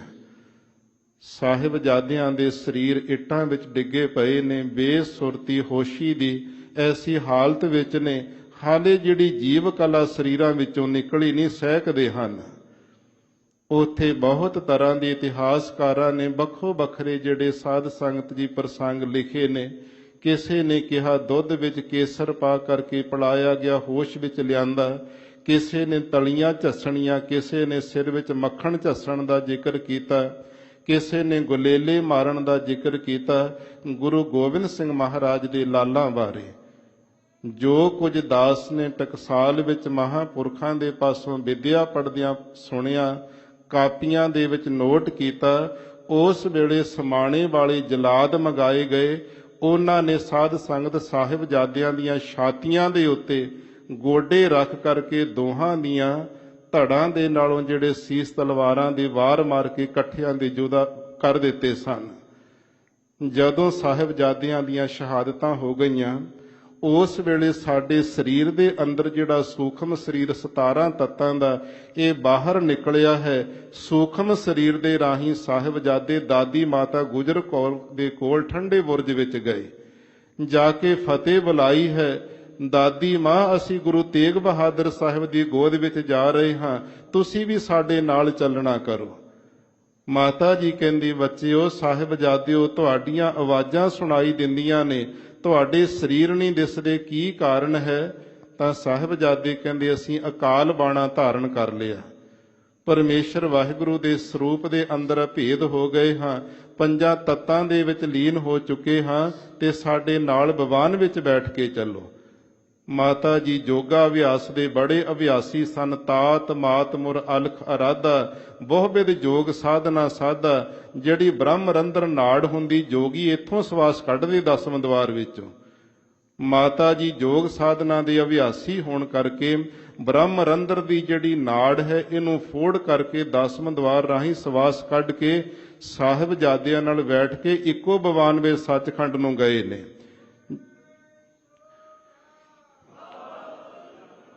ਜਦੋਂ ਤਿੰਨੇ ਰੂਹਾਂ ਸੱਚਖੰਡ ਨੂੰ ਰਵਾਨਾ ਹੋਈਆਂ, ਸਿਪਾਹੀ ਆਏ ਨੇ ਸੁਨੇਹਾ ਦੇਣ ਵਾਸਤੇ। ਠੰਡੇ ਬੁਰਜ ਵਿੱਚ ਦੇਖਿਆ ਮਾਤਾ ਜੀ ਤੇ ਸਰੀਰ ਤਿਆਗੀ ਬੈਠੇ ਹਨ।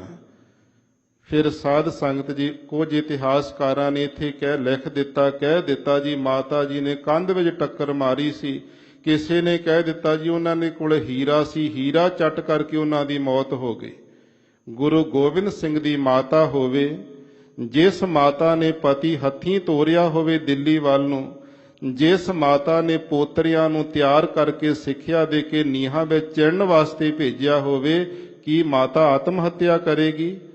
ਆਤਮ ਘਾਤੀ ਹੈ ਜਗਤ ਕਸਾਈ, ਗੁਰਬਾਣੀ ਤੇ ਕਹਿੰਦੀ ਪਈ ਹੈ।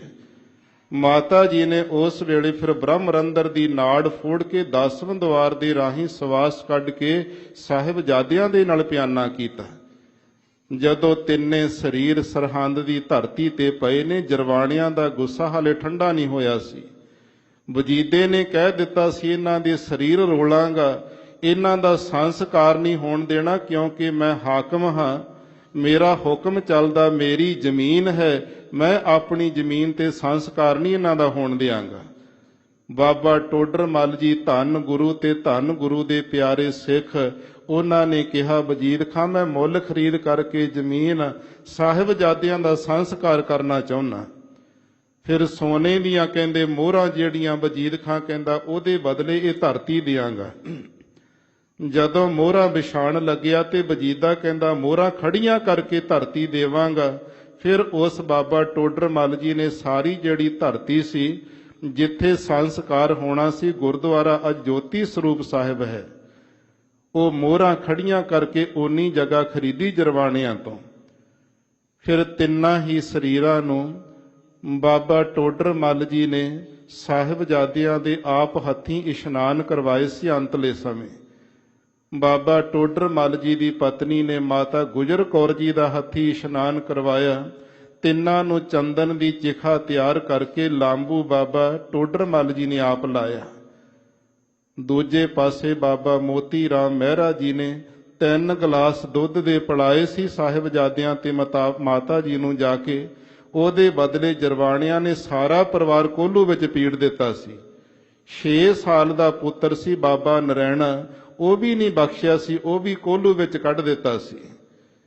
ਸਤਿਗੁਰੂ ਪਾਤਸ਼ਾਹ ਮਹਾਰਾਜ ਦੇ ਲਾਲਾਂ ਦੀ ਸ਼ਹਾਦਤ, ਇਹ ਜਦੋਂ ਕਲੰਗੀਆਂ ਵਾਲੇ ਸਤਿਗੁਰੂ ਪਾਤਸ਼ਾਹ ਨੂਰੇ ਮਾਹੀ ਦੀ ਰਸਨਾ ਤੋਂ ਰਾਏਕੋਟ ਦੀ ਪਾਵਨ ਧਰਤੀ ਤੇ ਬੈਠੇ ਸੁਣਦੇ ਨੇ, ਸਤਿਗੁਰੂ ਦੇ ਕਰ ਕਮਲਾਂ ਵਿੱਚ ਤੀਰ ਪਕੜਿਆ ਹੋਇਆ, ਹੇਠਾਂ ਕਾਹੀ ਦਾ ਬੂਟਾ ਧਰਤੀ ਵਿੱਚ ਖੜਾ, ਉਹਦੀਆਂ ਜੜ੍ਹਾਂ ਨੂੰ ਖੁਰਚਦੇ ਨੇ।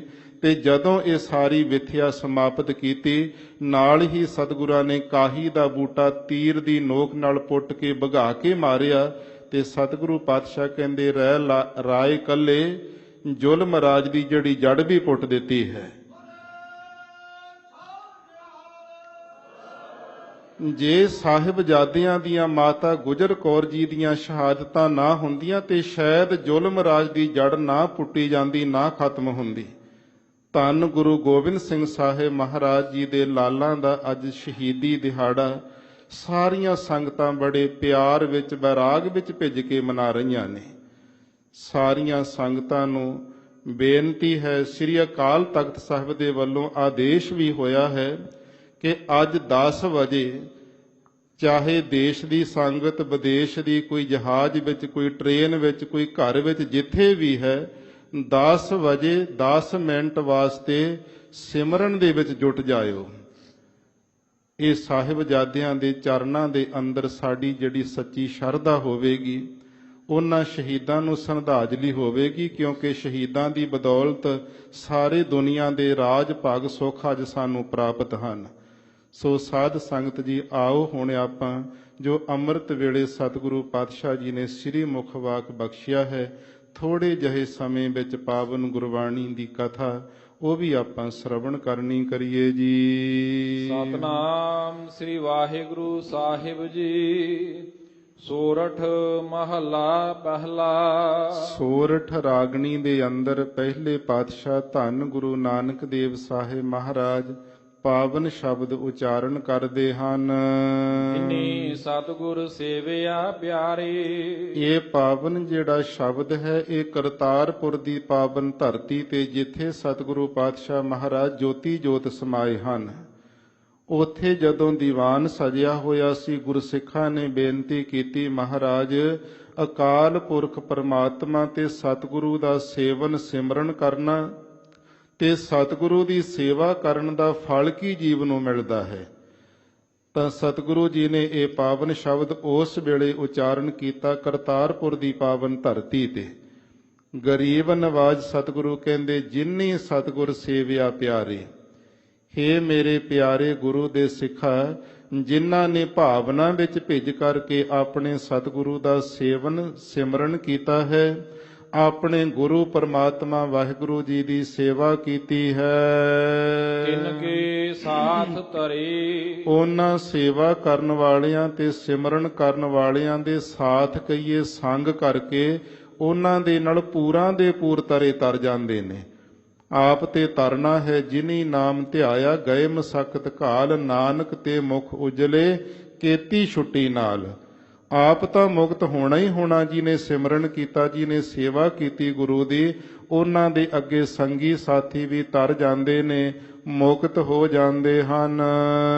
ਤਿੰਨਾ ਠਾਕ ਨਾ ਪਾਈਐ ਪਿਆਰੇ। ਹੇ ਮੇਰੇ ਪਿਆਰੇ ਗੁਰੂ ਦੇ ਗੁਰਸਿੱਖਾ, ਉਹਨਾਂ ਗੁਰੂ ਦੇ ਪਿਆਰਿਆਂ ਨੂੰ ਇਸ ਮਾਤ ਲੋਕ ਦੇ ਅੰਦਰ ਸਰੀਰ ਵਿੱਚ ਰਹਿੰਦਿਆਂ ਕਾਮ, ਕ੍ਰੋਧ, ਲੋਭ, ਮੋਹ, ਹੰਕਾਰ ਆਦਿਕ ਦੀ ਠਾਕ ਕਹੀਏ ਰੋਕ ਨਹੀਂ ਕੋਈ ਪੈਂਦੀ ਹੈ, ਤੇ ਪਰਲੋਕ ਨੂੰ ਜਾਂਦਿਆਂ ਹੋਇਆਂ ਰਸਤੇ ਵਿੱਚ ਜਮਦੂਤਾਂ ਦੀ ਕੋਈ ਰੋਕ ਨਹੀਂ ਪੈਂਦੀ ਹੈ।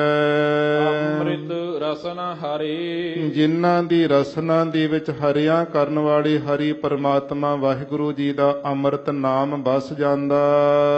ਗੂੜੇ ਭਾਰੇ ਭੈ ਬਿਨਾ ਪਿਆਰੇ।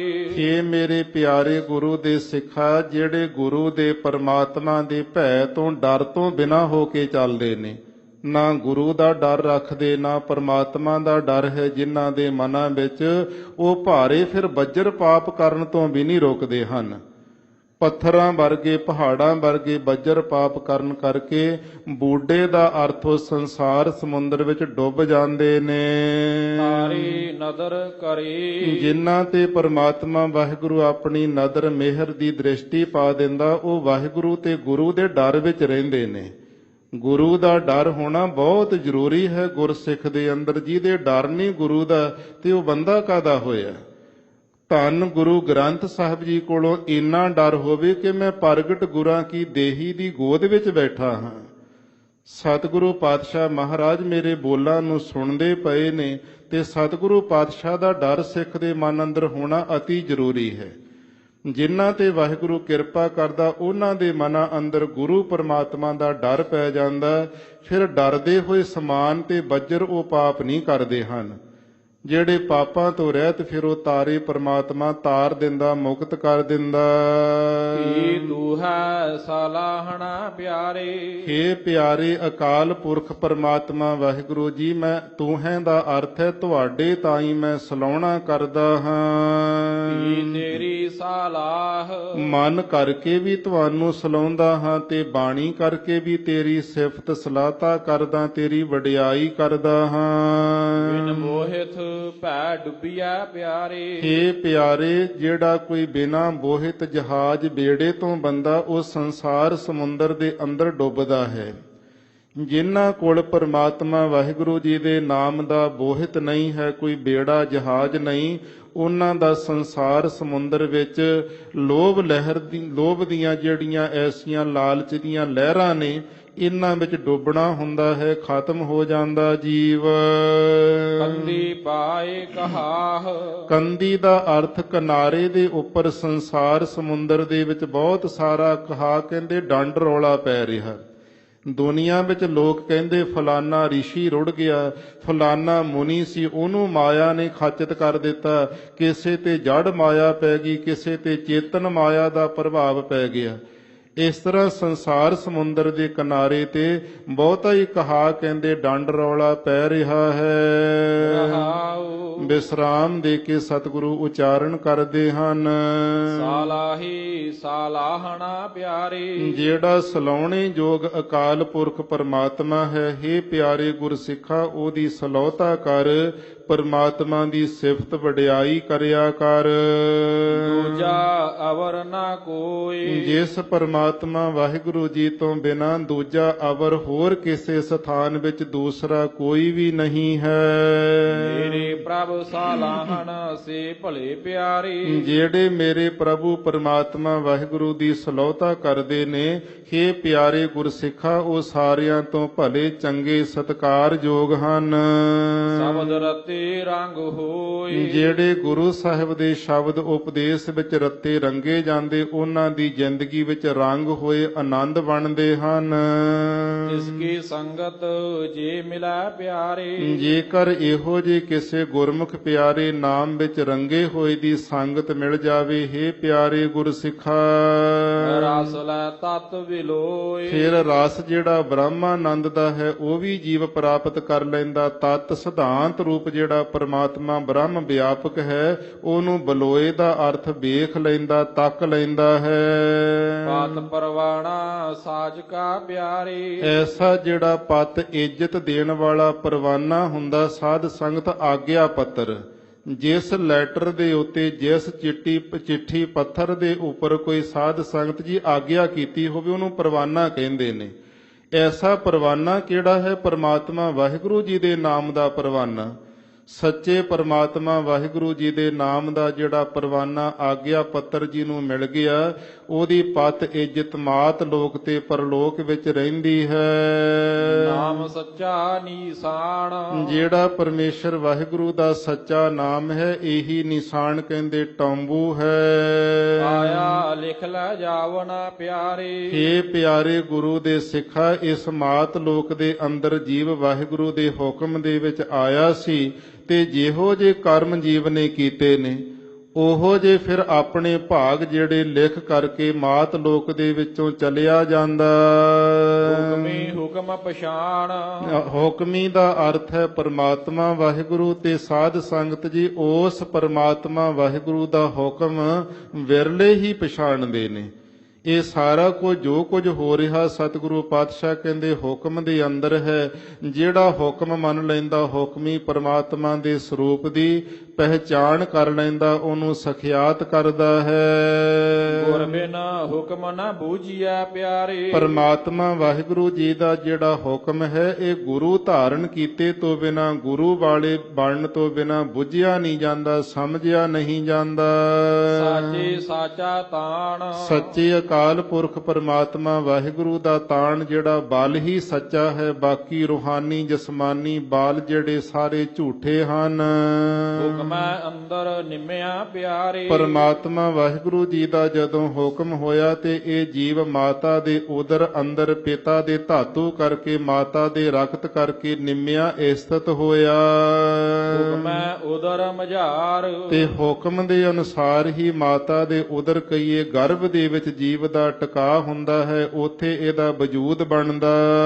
ਹੁਕਮੈ ਅੰਦਰ ਜੰਮਿਆ ਪਿਆਰੇ। ਜਿਸ ਵੇਲੇ ਜੰਮਿਆ ਜਨਮ ਹੁੰਦਾ, ਤੇ ਵੀ ਪਰਮਾਤਮਾ ਦੇ ਹੁਕਮ ਦੇ ਨਾਲ ਹੀ ਹੈ। ਹੇ ਪਿਆਰੇ ਗੁਰਸਿੱਖਾ, ਉਦੋ ਸਿਰ ਕਾ ਭਾਰ। ਫਿਰ ਜੀਵ ਜਿਹੜਾ 9 ਮਹੀਨੇ ਪੁੱਠਾ ਲਟਕਦਾ, ਸਿਰ ਭਾਰ ਹੋ ਕਰਕੇ ਮਾਤਾ ਦੇ ਗਰਭ ਵਿੱਚ।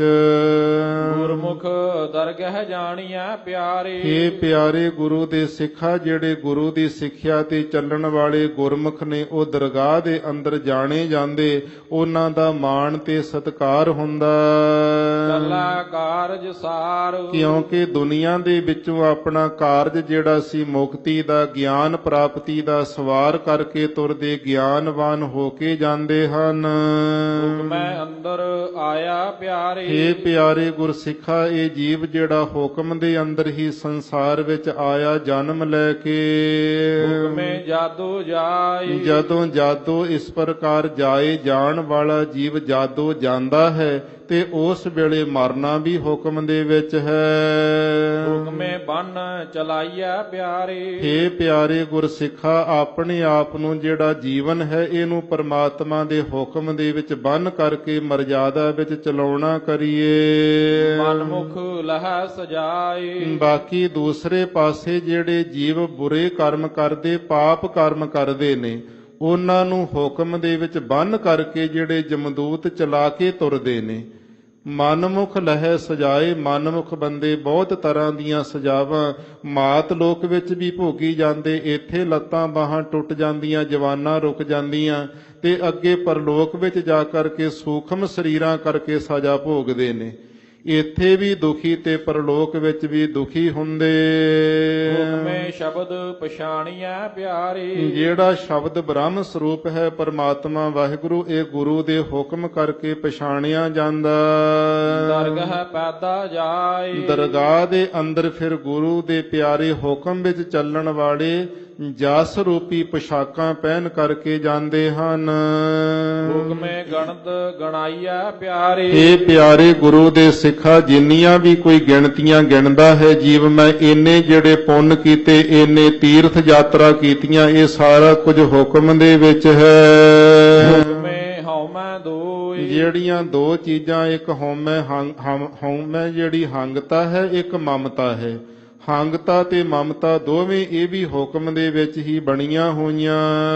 ਹੁਕਮੇ ਭਵੈ ਭਵਾਈਐ ਪਿਆਰੇ ਹੇ ਪਿਆਰੇ ਗੁਰੂ ਦੇ ਸਿੱਖਾ, ਇਹ ਜਿਹੜਾ ਸੰਸਾਰ ਦੇ ਅੰਦਰ ਜੀਵ ਦਾ ਬਾਰ-ਬਾਰ ਜਿਹੜਾ ਭਵਣਾ ਹੈ, ਜਨਮ ਲੈ ਕੇ ਆਉਣਾ, ਮਰ ਕਰਕੇ ਜਾਣਾ, ਤੇ ਫਿਰ ਅੱਗੇ ਜੂਨਾਂ ਵਿੱਚ ਭਵਾਈਆ ਫੇਰ ਘੁੰਮਣਾ ਹੈ, ਇਹ ਵੀ ਸਾਰਾ ਹੁਕਮ ਦੇ ਵਿੱਚ ਹੀ ਚੱਲ ਰਿਹਾ। ਅਵਗਣ ਮੁਠੀ ਰੋਈ ਜਿਹੜੀ ਜੀਵ ਰੂਪ ਇਸਤਰੀ ਔਗਣਾ ਨੇ ਮੁੱਠੀ ਕਈਏ ਲੁੱਟ ਲੈਣਾ ਕੀਤੀ, ਫਿਰ ਉਹ ਰੋਏ ਰੋਂਦੀ ਪਛਤਾਪ ਕਰਦੀ ਹੈ। ਹੁਕਮ ਸਿਆਪੈ ਸਾਹ ਕਾ ਪਿਆਰੇ ਇਹ ਪਿਆਰੇ ਗੁਰਸਿੱਖਾ, ਜਿਹੜੇ ਗੁਰੂ ਦੇ ਪਿਆਰੇ ਆਪਣੇ ਸ਼ਾਹ ਮਾਲਕ ਪਰਮਾਤਮਾ ਗੁਰੂ ਦਾ ਹੁਕਮ ਪਛਾਣਦੇ ਹਨ, ਸੱਚ ਮਿਲੈ ਵਡਿਆਈ ਹੋਈ ਉਹਨਾਂ ਨੂੰ ਸੱਚਾ ਨਾਮ ਮਿਲ ਜਾਂਦਾ ਜਪਣ ਵਾਸਤੇ। ਉਸ ਨਾਮ ਜਪਣ ਕਰਕੇ ਫਿਰ ਉਹਨਾਂ ਦੀ ਇੱਥੇ ਵੀ ਪਰਲੋਕ ਵਿੱਚ ਵੀ ਵਡਿਆਈ ਹੁੰਦੀ। ਆਖਣ ਔਖਾ ਆਖੀਐ ਪਿਆਰੇ ਇਹ ਪਿਆਰੇ ਗੁਰੂ ਦੇ ਸਿੱਖਾ, ਪਰਮਾਤਮਾ ਦਾ ਜਿਹੜਾ ਨਾਮ ਅਖਿਆਣਾ ਦੇ ਦੁਆਰਾ ਆਖਣਾ, ਇਹ ਬਹੁਤ ਔਖਾ, ਆਖਿਆ ਨਹੀਂ ਜਾਂਦਾ। ਜੋ ਸੁਣਿਆ ਸਚ ਨਾਮ ਜਿਹੜਾ ਸੱਚਾ ਨਾਮ ਆਖਣਾ ਬੜਾ ਔਖਾ, ਉਹ ਸੁਣਨਾ ਵੀ ਕੋਈ ਸੌਖਾ ਨਹੀਂ ਹੈ। ਕਿਉਂ ਸੁਣੀਏ ਸੱਚ ਨਾਉ, ਜਦੋਂ ਨਾਮ ਸੁਣਦੇ, ਬਾਣੀ ਸੁਣਦੇ ਨੀਂਦ ਆਉਣ ਲੱਗ ਜਾਂਦੀ, ਆਲਸ ਪੈ ਜਾਂਦੀ, ਸਿਮਰਨੇ ਗੁੱਟ ਕੇ ਹੱਥਾਂ ਵਿੱਚੋਂ ਕਈ ਵਾਰੀ ਬੰਦੇ ਦੇ ਡਿੱਗ ਪੈਂਦੇ ਨੇ। ਇਹ ਨਾਮ ਆਖਣਾ ਵੀ ਔਖਾ ਤੇ ਸੁਣਨਾ ਵੀ ਬੜਾ ਔਖਾ ਹੈ। ਜਿਨੀ ਸੋ ਸਾਲਾਹਿਆ ਪਿਆਰੇ ਹੇ ਪਿਆਰੇ ਗੁਰਸਿੱਖਾ, ਜਿਨ੍ਹਾਂ ਨੇ ਉਹ ਤਤ ਪਦ ਦਾ ਲੱਖ ਅਰਥ ਪਰਮਾਤਮਾ ਵਾਹਿਗੁਰੂ ਦੀ ਸਲੋਤਾ ਕੀਤੀ, ਸਿਫਤ ਕੀਤੀ ਹੈ, ਔਰ ਦਿਨ ਬਲਿਹਾਰੈ ਜਾਓ ਉਹਨਾਂ ਗੁਰੂ ਦੇ ਸਿੱਖਾਂ ਤੋਂ ਸਦਾ ਵਾਸਤੇ ਮਨ ਬਾਣੀ ਸਰੀਰ ਕਰਕੇ ਅਸੀਂ ਬਲਿਹਾਰ ਕੁਰਬਾਨ ਜਾਂਦੇ ਹਾਂ। ਨਾਉ ਮਿਲੈ ਸੰਤੋਖੀਆਂ ਪਿਆਰੇ ਜਿਨ੍ਹਾਂ ਨੂੰ ਵਾਹਿਗੁਰੂ ਜੀ ਦਾ ਨਾਮ ਮਿਲ ਜਾਂਦਾ, ਉਹਨਾਂ ਦੇ ਚਿੱਤ ਦੀਆਂ ਜਿਹੜੀਆਂ ਬਿਰਤੀਆਂ, ਮਨ ਬੁੱਧ ਚਿੱਤ ਅਹੰਕਾਰ ਅੰਤਸ਼ ਕਰਨ ਦੀਆਂ ਬਿਰਤੀਆਂ, ਸਾਰੀਆਂ ਸੰਤੋਖ ਦੇ ਸੰਯੁਕਤ ਹੋ ਜਾਂਦੀਆਂ। ਨਦਰੀ ਮੇਲ ਮਿਲਾਓ ਨਦਰੀ ਐਸਾ, ਜਦੋਂ ਪਰਮਾਤਮਾ ਵਾਹਿਗੁਰੂ ਕਿਰਪਾ ਦੀ ਦ੍ਰਿਸ਼ਟੀ ਪਾਉਂਦਾ ਹੈ, ਆਪਣੇ ਮੇਲ ਸਰੂਪ ਦੇ ਵਿੱਚ ਮਿਲਾ ਲੈਂਦਾ ਉਹਨਾਂ ਤਾਈਂ। ਕਾਇਆ ਕਾਗਦ ਜੇ ਥੀਐ ਪਿਆਰੇ ਜੇਕਰ ਆਪਣੇ ਸਰੀਰ ਨੂੰ, ਕਾਇਆ ਦਾ ਅਰਥ ਸਰੀਰ ਹੈ, ਕਾਇਆ ਦਾ ਅਰਥ ਬੁੱਧੀ ਵੀ ਕੀਤਾ ਜਾਂਦਾ, ਆਪਣੇ ਸਰੀਰ ਨੂੰ, ਬੁੱਧੀ ਨੂੰ ਕਾਗਜ਼ ਬਣਾ ਲੈਣਾ ਕਰੀਏ। ਮਨ ਮਸਵਾਣੀ ਧਾਰ। ਹੇ ਪਿਆਰੇ ਗੁਰੂ ਦੇ ਸਿੱਖਾ, ਆਪਣਾ ਜਿਹੜਾ ਮਨ ਹੈ ਇਹਨੂੰ ਮਸਵਾਣੀ ਦਵਾਤ ਬਣਾ ਲੈ। ਦਵਾਤ ਵਿੱਚ ਕਰਨਾ, ਮੁਦਤਾ, ਅਪੇਖਿਆ, ਮੈਤਰਤਾ, ਸ਼ਰਧਾ, ਇਹ ਸਿਆਹੀ ਪਾ ਲੈਣੀ ਕਰ। ਲਲਤਾ ਲੇਖਣ ਸੱਚ ਕੀ ਲਲਤਾ ਪਿਆਰੇ। ਨਾਮ ਹੁੰਦਾ ਹੈ ਜਵਾਨ ਦਾ, ਜਿਹੜੀ ਰਸਨਾ ਹੈ ਇਹ ਲੇਖਣ ਦਾ ਅਰਥ ਲਿਖਣ ਵਾਲੀ ਕਲਮ ਬਣਾ ਲੈ। ਕੀ ਲਿਖਣਾ ਪਿਆਰੇ? ਸੱਚੇ ਪਰਮਾਤਮਾ ਵਾਹਿਗੁਰੂ ਜੀ ਦੀ ਸਿਫਤ ਲਿਖਣੀ ਕਰ। ਹਰ ਗੁਣ ਲਿਖੋ ਵਿਚਾਰ। ਹਰੀ ਪਰਮਾਤਮਾ ਵਾਹਿਗੁਰੂ ਦੇ ਗੁਣਾਂ ਨੂੰ ਲਿਖਣਾ ਸ਼ੁਰੂ ਕਰ ਦੇ ਤੇ ਵਿਚਾਰਨਾ ਸ਼ੁਰੂ ਕਰ ਦੇ। ਧੰਨ ਲੇਖਾਰੀ ਨਾਨਕਾ ਪਿਆਰੇ। ਹੇ ਪਿਆਰੇ ਗੁਰੂ ਦੇ ਸਿੱਖਾ, ਉਹ ਲਿਖਾਰੀ ਇਹੋ ਜੇ ਧੰਨਤਾ ਦੇ ਯੋਗ ਹਨ ਸਾਜ ਲਿਖਾ ਉਰ ਧਾਰ।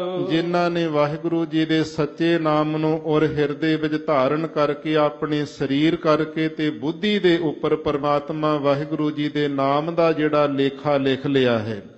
ਬੁੱਧੀ ਕਰਕੇ ਵੀ ਵਿਚਾਰ ਨਾਮ ਦੀ ਕਰਦੇ, ਸਰੀਰ ਕਰਕੇ ਵੀ ਨਾਮ ਵਿੱਚ ਜੁੜਦੇ ਨੇ। ਉਹ ਇਹੋ ਜਿਹੇ ਲਿਖਾਰੀ ਗੁਰੂ ਦੇ ਪਿਆਰੇ ਗੁਰਸਿੱਖ ਸਿਮਰਨ ਕਰਨ ਵਾਲੇ ਅਭਿਆਸੀ, ਉਹ ਧੰਨਤਾ ਦੇ ਯੋਗ ਹਨ। ਇਹ ਪਰਮ ਪਵਿੱਤਰ ਉਪਦੇਸ਼ ਧੰਨ ਗੁਰੂ ਨਾਨਕ ਦੇਵ ਸਾਹਿਬ ਜੀ ਨੇ ਉਸ ਵੇਲੇ ਕਰਤਾਰਪੁਰ ਦੀਆਂ ਸੰਗਤਾਂ ਨੂੰ ਬਖਸ਼ਿਸ਼ ਕੀਤਾ। ਅੱਜ ਸਮੁੱਚੀ ਕਾਇਨਾਤ ਨੂੰ ਸੱਚਖੰਡ ਸ੍ਰੀ ਹਰਿਮੰਦਰ ਸਾਹਿਬ ਜੀ ਤੋਂ ਸਾਂਝਾ ਉਪਦੇਸ਼ ਬਖਸ਼ਿਆ ਹੈ। ਸਤਿਗੁਰੂ ਪਾਤਸ਼ਾਹ ਜੀ ਕਿਰਪਾ ਕਰਨ, ਸੁੰਦਰ ਵਿਚਾਰਾਂ ਸਾਡੇ ਸਭਨਾਂ ਦੇ ਮਨਾਂ ਤਨਾਂ ਦੇ ਵਿੱਚ ਲੀਨ ਹੋਣ, ਜਿਸ ਕਰਕੇ ਲੋਕ ਸੁਖੀਏ ਤੇ ਪਰਲੋਕ ਸਹੇਲੇ ਹੋ ਸਕੀਏ। ਸਾਹਿਬਜ਼ਾਦਿਆਂ ਦੇ ਸ਼ਹੀਦੀ ਦੇ ਪ੍ਰਸੰਗ ਦੀ ਵਿਚਾਰ ਕਰਦਿਆਂ, ਗੁਰਬਾਣੀ ਦੀ ਕਥਾ ਵਿਚਾਰ ਕਰਦਿਆਂ ਬੇਅੰਤ ਪ੍ਰਕਾਰ ਦੀਆਂ ਭੁੱਲਾਂ ਚੁੱਕਾਂ ਗਲਤੀਆਂ ਹੋਈਆਂ ਹਨ। ਆਪ ਸਮੁੱਚੀ ਸਾਧ ਸੰਗਤ ਨੇ ਕਿਰਪਾ ਕਰਕੇ ਖਿਮਾ ਬਖਸ਼ਣੀ ਜੀ। ਆਓ ਅੰਤਲੀਆਂ ਪੰਕਤੀਆਂ ਪੜ੍ਹ ਕੇ ਵਿਸਰਾਮ ਦੇਈਏ ਜੀ। ਕਾਇਆ ਕਾਗਦ ਜੇ ਥੀਆ ਪਿਆਰੀ। ਮਨ ਮਸਵਾਣੀ ਧਾਰ। ਲਲਤਾ ਲੇਖਨ ਸੱਚ ਕੀ ਪਿਆਰੇ। ਹਰ ਗੁਣ ਲਿਖੋ ਵਿਚਾਰ। ਧੰਨ ਲੇਖਾਰੇ ਨਾਨਕਾ ਪਿਆਰੇ। ਸਾਚ ਲਿਖੈ ਉਰ ਧਾਰ। ਵਾਹਿਗੁਰੂ ਜੀ ਕਾ ਖਾਲਸਾ, ਵਾਹਿਗੁਰੂ ਜੀ